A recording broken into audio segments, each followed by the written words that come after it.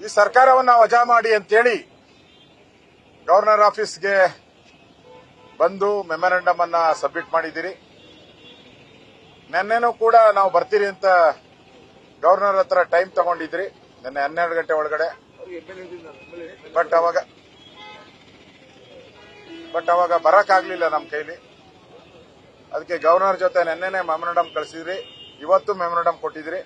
ಅವರು ಸಂಜೆ 8 ಗಂಟೆಗೆ ಬಂದು ಭೇಟಿ ಮಾಡಿ ಅಂತ ಹೇಳಿದ್ದಾರೆ. ನಾನು ನಮ್ಮೆಲ್ಲ ಶಾಸಕರಿಗೆ ಇಲ್ಲಿ ಇರೋರು ಯಾರ್ಯಾರು ಇದ್ದಾರೆ ಬೆಂಗಳೂರಲ್ಲಿ 7:15 ಅಷ್ಟೊತ್ತಿಗೆ ಮತ್ತೆ ಗವರ್ನರ್ ಅನ್ನ ಭೇಟಿ ಮಾಡಿದ್ದೀನಿ. ನಾನು ಗವರ್ನರ್ ಜೊತೆ ಫೋನಲ್ಲೂ ಕೂಡ ಮಾತಾಡಿದ್ದೀನಿ. ಈಗ ನಮ್ಮದು ಒಂದೇ ಒಂದು, ಈ ದೇಶ ಉಳಿಬೇಕು, ಭಾರತ್ ಮಾತೆ ಗೌರವದಿಂದ ಇರಬೇಕು.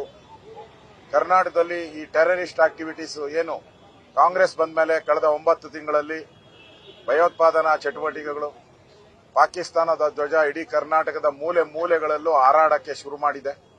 ಎಲ್ಲ ಕಡೆ ಈ ಮುಸ್ಲಿಂ ಭಯೋತ್ಪಾದಕರು ಗಲಭೆ, ದೊಂಬಿ, ಗಲಾಟೆ ಎಲ್ಲ ಮಾಡ್ತಾ ಇದ್ದಾರೆ. ಈ ಕಾಂಗ್ರೆಸ್ ಸರ್ಕಾರ ವೋಟ್ಗೋಸ್ಕರ ಅವ್ರ ಮೇಲೆ ಯಾವುದೇ ಆಕ್ಷನ್ ಮಾಡಲ್ಲ.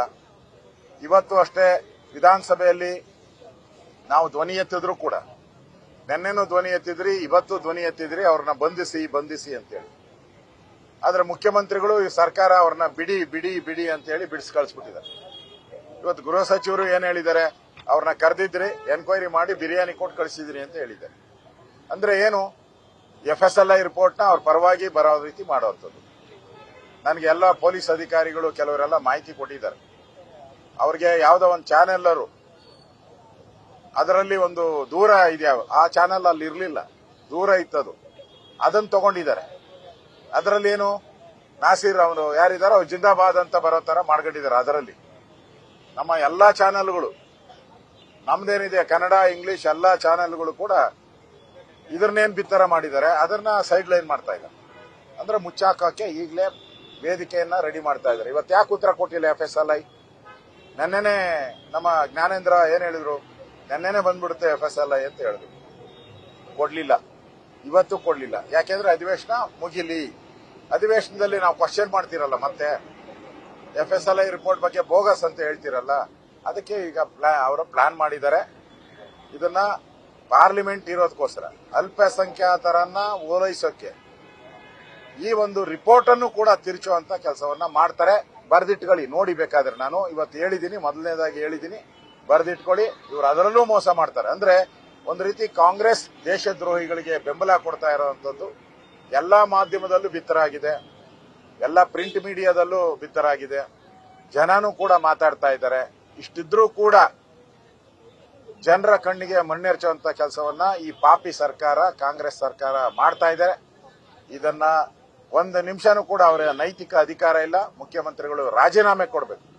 ಬೇರೆ ಯಾರೇ ಮುಖ್ಯಮಂತ್ರಿ ಇದ್ದಿದ್ರು ಇಷ್ಟೊತ್ತಿಗೆ ರಾಜೀನಾಮೆ ಕೊಟ್ಟು ಮನೆಗೆ ಹೋಗ್ತಾ ಇದ್ರು. ಆದ್ರೆ ಇವರು ಕೊಡ್ತಾ ಇಲ್ಲ. ಈಗ ನಾವು ಅದಕ್ಕೆ ಗವರ್ನರ್ಗೆ ಬಂದು ಭೇಟಿ ಮಾಡಿದಿರಿ, ಈ ಸರ್ಕಾರವನ್ನ ವಜಾ ಮಾಡಿ. ಹಿಂಗೆ ಬಿಟ್ರೆ ವಿಧಾನಸೌಧ ಸ್ಲೀಪರ್ ಸೆಲ್ಗಳು, ಭಯೋತ್ಪಾದಕರ ತಾಣ ಆಗೋಗ್ತದೆ ವಿಧಾನಸೌಧ. ಹೇಳೋರು ಕೇಳೋರು ಯಾರು ಇಲ್ಲ.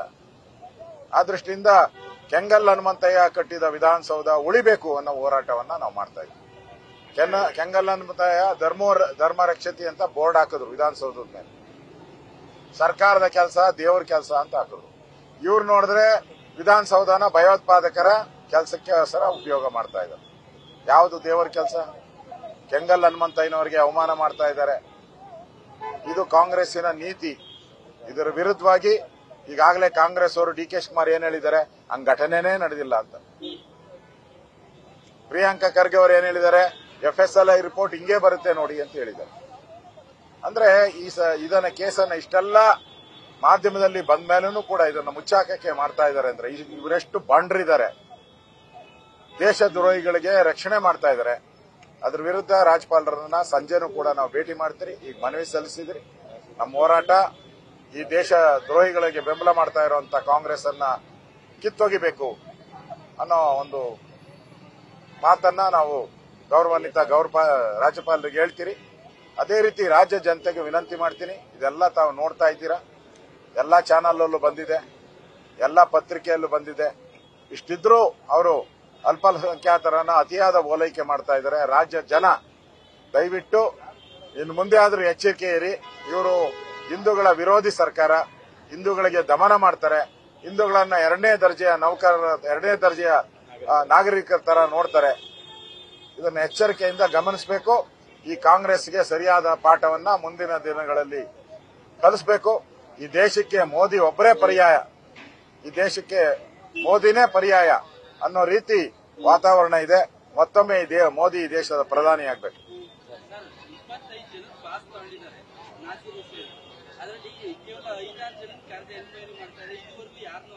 ಅಲ್ಲಪ್ಪ, ಅವರು ರಾಜ್ಯಸಭಾ ಅಂದ್ರೆ ಇಡೀ ಕರ್ನಾಟಕದ 7.5 ಕೋಟಿ ಜನರ ರಾಜ್ಯಸಭಾ ಸದಸ್ಯ. ಓಕೆನಾ? 7.5 ಕೋಟಿ ಎಷ್ಟು ಜನ ಇದ್ದಾರೆ? ಹಿಂದೂಗಳು ಎಷ್ಟು ಜನ ಇದ್ದಾರೆ? 80% ಮೇಲೆ ಇದ್ದಾರೆ. ಅವ್ರ ಕರ್ಕೊಂಬಂದಿದ್ದು 25 ಜನ ಕರ್ಕೊಂಬಂದಿದ್ದಾರೆ, ಎಲ್ಲ ಮುಸಲ್ಮಾನ್ರೆ, ಹಿಂದೂಗಳೇ ಇಲ್ಲ. ಅಟ್ಲೀಸ್ಟ್ ಒಂದು ಅರ್ಧ ಆದ್ರೂ ಹಿಂದೂಗಳು ಇರ್ಬೇಕಾಯ್ತಲ್ಲ, ಅರ್ಧ ಅದು ಇಲ್ಲ. ಸೆಕ್ಯುಲರ್ ಹೇಳ್ತಾರೆ ಕಾಂಗ್ರೆಸ್ ಅವರು, ನಾವು ಸೆಕ್ಯುಲರು, ಜಾತ್ಯತೀತ. ಜೆಡಿಎಸ್ ಅವರೇ ಜಾತ್ಯತೀತ ತೆಗೆದಾಕ್ಬಿಡಿ ಅಂತ ಅವ್ರಿಗೆ ಹೇಳ್ತಾರೆ. ನಿಮ್ದೇನ್ ಕತೆ?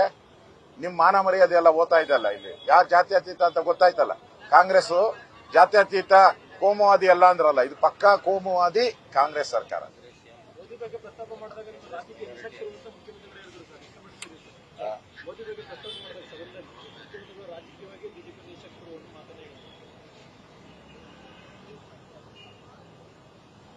ಇವರು ಸಿದ್ದರಾಮಯ್ಯನವರು ಒಂದು ರೀತಿ ಮೋದಿ ಬಗ್ಗೆ, ಬಿಜೆಪಿ ಬಗ್ಗೆ ವಿಷಕಾರದೆ ಅವರ ಜನ್ಮದಲ್ಲಿ ಬಂದ್ಬಿಟ್ಟಿದೆ. ಅವರ ತಲೆಯಲ್ಲಿ ಪೂರ್ತಿ ವಿಷ ತುಂಬಿದೆ, ಕಾರ್ಕೋಟಕ ವಿಷ ತುಂಬಿದೆ, ಹಿಂದೂಗಳ ವಿರೋಧವಾದಂತ ವಿಷ ತುಂಬಿದೆ. ಟಿಪ್ಪು ಸುಲ್ತಾನ್ರ ಒಂದು ಐಡಿಯಾಲಜಿ ಸಿದ್ದರಾಮಯ್ಯನವರ ತಲೆಯಲ್ಲಿ ಹೋಗಿರೋದ್ರಿಂದ ಅವ್ರಿಗೆಲ್ಲ ಕಾಮಾಲೆ ಕಣ್ಣಿಗೆ ಎಲ್ಲನೂ ಹಂಗೆ ಕಾಣೋದು. ಅವ್ರಿಗೆ ಮೋದಿ ಕಂಡ್ರೆ ಭಯ ಆಗ್ತಾ ಇದೆ. ಪಾರ್ಲಿಮೆಂಟ್ ಅಲ್ಲಿ ಇನ್ನ 0 ಅಲ್ಲ ಇವ್ರದು, ಇಡೀ ದೇಶದಲ್ಲಿ 0 ನಂಬರ್ ಇವ್ರದು. ಅದಕ್ಕೋಸ್ಕರ ಮೋದಿನ ಕಂಡ್ರೆ ಭಯ. ಮೋದಿ ನಮ್ leader, is my leader, is our party leader, is our nation leader, is international leader. We like Modi, we will vote Modi. News first, ನಿರ್ಭೀತಿಯಿಂದ ನಿಮ್ಮ ಪರವಾಗಿ.